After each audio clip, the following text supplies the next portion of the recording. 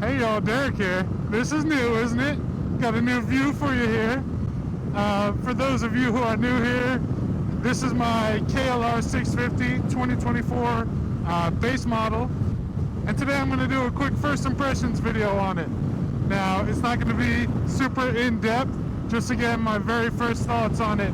I'm below 200 miles on it still, so I still got a lot of riding to pick up on all of its flaws and pros and cons and all that.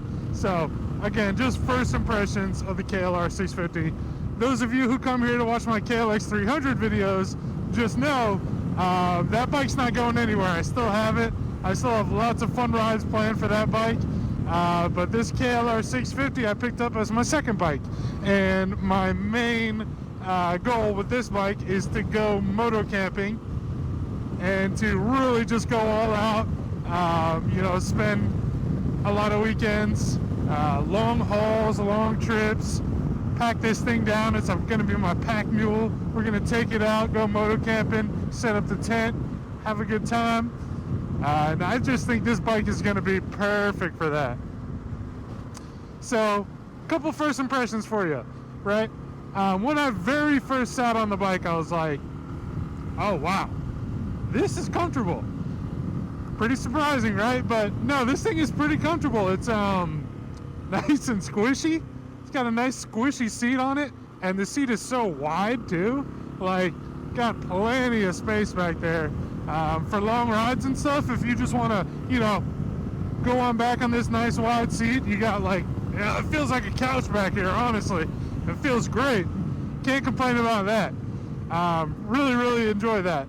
The next thing that you kind of start to realize is like, oh yeah, this bike is pretty heavy too, right? So I think it's a little under 500 pounds, maybe like 480. And that is going to be a pain when I inevitably drop this thing off-road, one or two times a trip. Because like I said, I'm going to be taking this thing off-road a lot.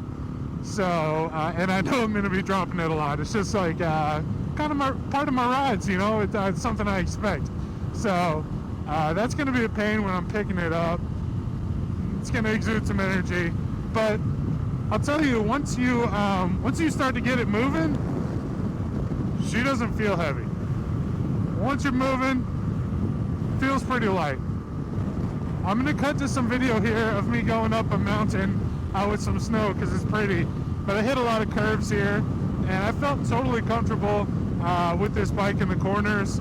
Obviously I'm not scraping elbows or knees or whatever, but yeah, it feels totally comfortable and confident in corners. So I think it'd be great, when I'm riding back roads up in the mountains. I think, it'll be totally fine. A blast, honestly. But for me, it's okay that this bike is a little bit heavy. Obviously it's not going to be great at like slow, technical, single track. It can still do that. It's not going to be great at it. I raised the handlebars because I'm 6'6" and 280 pounds. So really I need to get as much extra room when I'm standing up as possible. But yeah, there's certain things that I have to do to every motorcycle that I buy because I'm such a big human being. So handlebar risers, new handlebars, I lowered the foot pegs, went with a longer shift lever.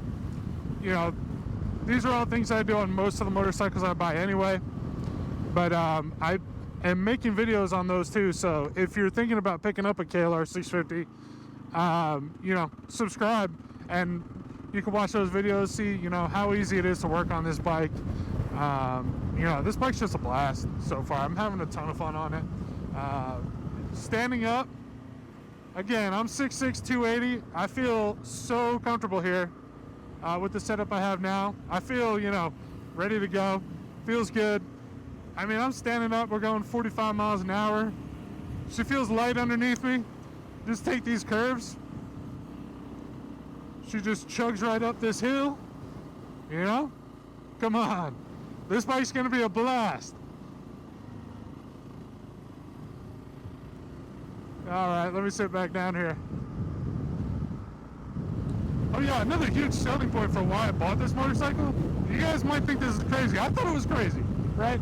So the dealership I picked this up from was selling this motorcycle brand new for $4,995. $4,995.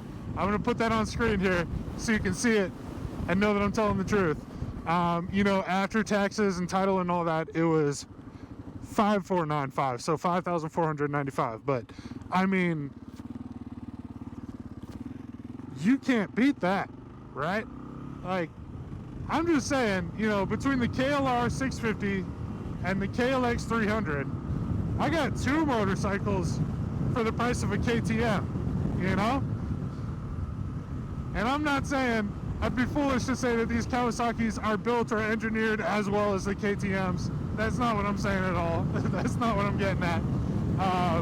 But Kawasaki has just been nailing it with affordable fun. These are motorcycles that will serve so many different purposes for so many different people. And the price point, I mean, you know, the price point's great for beginners. It's great for people who want to pick up a second bike. It's great for people who have been off of motorcycles for an extended amount of time and want to, you know, get back on and stretch their legs out. Yeah, it's incredible. Like, I love it. You can't beat it. For this price, you just can't beat it.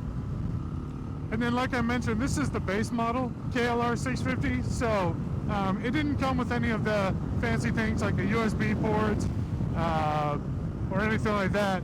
But Kawasaki made it really easy to install your own. So I've already got USB on the right-hand side of the bike and the left-hand side of the bike. So that's awesome. Can't beat that. I did call Cogent Dynamics about their rear shock suspension setup for this bike, and I will be ordering one of those. Like I said, I'm a big guy, so things like suspension are very important to me. I will be upgrading the suspension for a much better ride. It'll better suit my needs. Plus, I'm going to be putting, you know, luggage on here, tents, sleeping pads, sleeping bags, all that. So yeah, definitely need better suspension. But if you're like, you know, in between 160 and 200, I don't think you need to buy new suspension at all. This thing is, the rear shock anyway is adjustable. And I haven't done any adjustment to it because I know I'm just going to swap it out. But unfortunately, the front forks are not adjustable at all. So a lot of people buy progressive springs or just aftermarket stuff. Something's going on with my camera. It might be dead.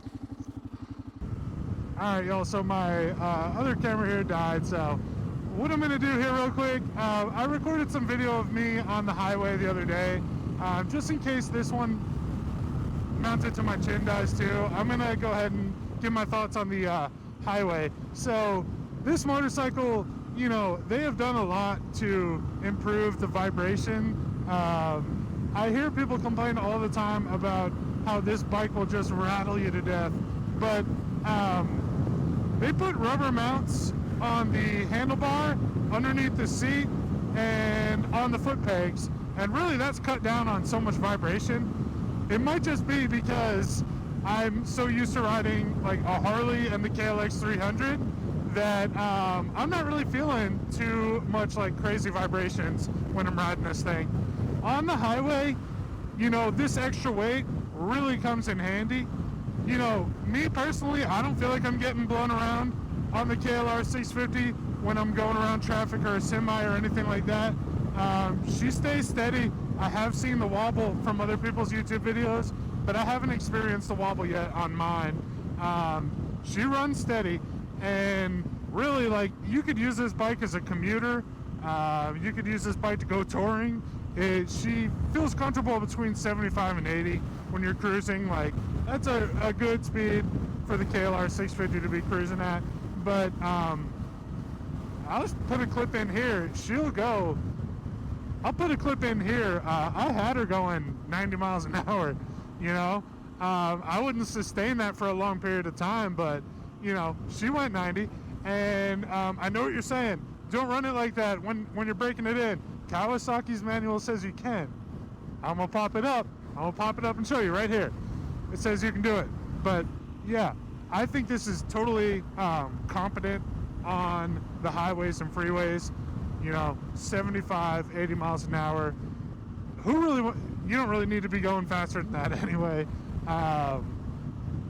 So all in all, this bike has its limitations, but if you're buying it with purpose, whether that be to commute or to adventure or to moto camp, it's not going to let you down. It's going to get you where you need to go. It's beginner friendly, right? The power response is very linear. And the back end's not going to, fly out from under you with the twist of the throttle. It's a very comfortable bike, and it's a competent bike. And, they've been around for so long for a reason. And people love them for a reason. And that's another great thing about it, is because they've been around so long, the aftermarket supply is there. Any question you might have about it, there's already an answer on the forums or on YouTube. So, it's just a great bike to have, especially for this price. You really can't beat it.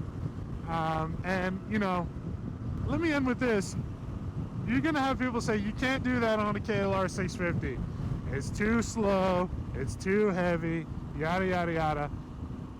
What I say to that is, what else have you got? Because I heard all the same things about the KLX 300, and I had an absolute blast on that motorcycle, and I'm still going to have a blast on that motorcycle. I have plenty of more trips on the KLX 300, and I'm 6'6", 280, right? And that thing holds me around no problem. So, yeah, these motorcycles are incredibly fun. You're going to have a blast on them. They're as fun as you want to make them. And I don't have any regrets picking up the KLR 650. I'm super excited to have it. Super excited for the adventures I'm going to have on it. And if you're interested in dual sports or moto camping, please subscribe. It helps my channel out a ton. I thank you so much for watching. I'll catch you on the next one.